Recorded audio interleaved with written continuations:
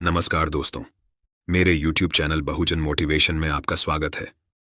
आज की वीडियो में हम जायबाई चौधरी जी के जीवन संघर्ष के बारे में जानेंगे और वे अपने जीवन में बहुजन समाज के लिए क्या किया था, किस वजह से बहुजन समाज आज भी उनका नाम लेता है। उनके जीवन में हुई घटनाओं को भी चर्चित करेंगे। तो चलिए शुरू करते हैं। वह 1800 का दौर था जब महिलाओं के लिए पढ़ना एक बहुत बड़ा विशेषाधिकार था, एक संघर्ष था। यह विशेषाधिकार भी केवल उच्च वर्ग और जाति की औरतों तक ही सीमित था। जातिवादी पितृसत्तात्मक समाज में दलित महिलाओं के संघर्ष उससे भी ज्यादा थे। जायबाई चौधरी वह नाम है जिन्होंने उस समय न केवल खुद शिक्षा हासिल की बल्कि अन्य लोगों तक भी उसकी पहुंच बनाई। जायबाई चौधरी दलित आंदोलन की एक क्रांतिकारी नेता थीं। उन्होंने दलित महिलाओं की शिक्षा और सामाजिक उत्थान के लिए अनेक काम किए हैं। सावित्रीबाई फुले के महिलाओं की शिक्षा के लिए काम को आगे बढ़ाने का काम जायबाई ने ही किया था। दलित इतिहास में जायबाई चौधरी वह शख्सियत हैं जिन्होंने अपना पूरा जीवन समाज के उत्थान के लिए लगा दिया। इतिहास में जायबाई चौधरी को कई भूमिकाओं में याद किया जा सकता है। वह एक समाज सुधारक, आंदोलकारी, शिक्षिका और प्रधानाचार्य थीं। जायबाई चौधरी का जन्म 2 मई 1892 में नागपुर, महाराष्ट्र से 15 किलोमीटर दूर उमरेड में हुआ था। जायबाई महार समुदाय से थीं। साल 1896 में अकाल पड़ने के कारण जीवन और काम के संकट को दूर करने के लिए उनका परिवार रोजगार के लिए नागपुर आकर बस गया। तमाम मुसीबतों के बीच जायबाई ने अपनी प्राथमिक शिक्षा पूरी की। उन दिनों बाल विवाह की प्रथा सामान्य थी।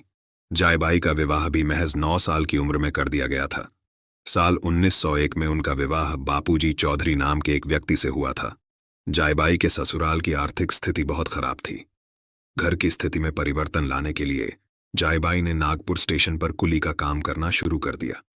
छोटी सी उम्र में जायबाई सिर पर भारी बैग लादकर इधर से उधर पहुंचाने का काम करती थीं।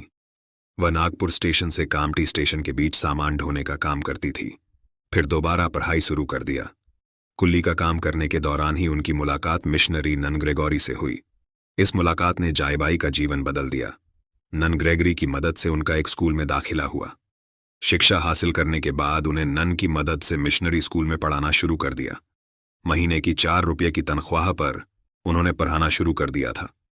जायबाई का संघर्ष सिर्फ यही तक सीमित नहीं है। समाज की जाति व्यवस्था उनके जीवन में बाधा बनकर सामने आ गई।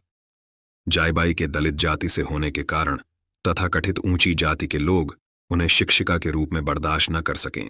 एक दलित जाति की महिला स्कूल में उनके बच्चों को पढ़ा रही है तो उनका विरोध करना शुरू कर दिया। उस स्कूल का लोगों ने उनका खूब बहिष्कार किया। लोगों के जातिवादी व्यवहार को देखकर जायबाई ने खुद स्कूल की शिक्षिका की नौकरी छोड़ दी। जायबाई एक संघर्ष करने वाली महिला थीं। वह हार मानने वाली नहीं थी। उस घटना के बाद उन्होंने एक समाज सुधारक के तौर पर काम करना शुरू कर दिया। इस घटना का उन पर इतना गहरा प्रभाव पड़ा कि उन्होंने दलित महिलाओं और लड़कियों के लिए स्कूल खोलना तय किया। उसके इस कदम का यह परिणाम निकला कि साल 1922 में उन्होंने एक स्कूल की स्थापना कर दी। उनके स्कूल का नाम संत चौखोमेला कन्या पाठशाला था। इस स्कूल का नाम एक संत चौखोमेला के नाम पर था। यह स्कूल वर्तमान में भी चल रहा है। जायबाई केवल महिलाओं और लड़कियों की शिक्षा तक ही सीमित नहीं रही। उन्होंने सामाजिक न्याय की स्थापना करने के लिए दलितों के अधिकारों की लड़ाई लड़ी। वह अब दलित को उनके अधिकारों के प्रति जागरूक करने की दिशा में काम करने लगी थीं। जायबाई दलित महिलाओं को उनके अधिकारों, स्वच्छता और शिक्षा के बारे में बताती थीं। साल 1930 में हुए पहले दलित महिला सम्मेलन में उन्होंने हिस्सा लिया। वह इस सम्मेलन में स्वागत समिति की अध्यक्ष थीं।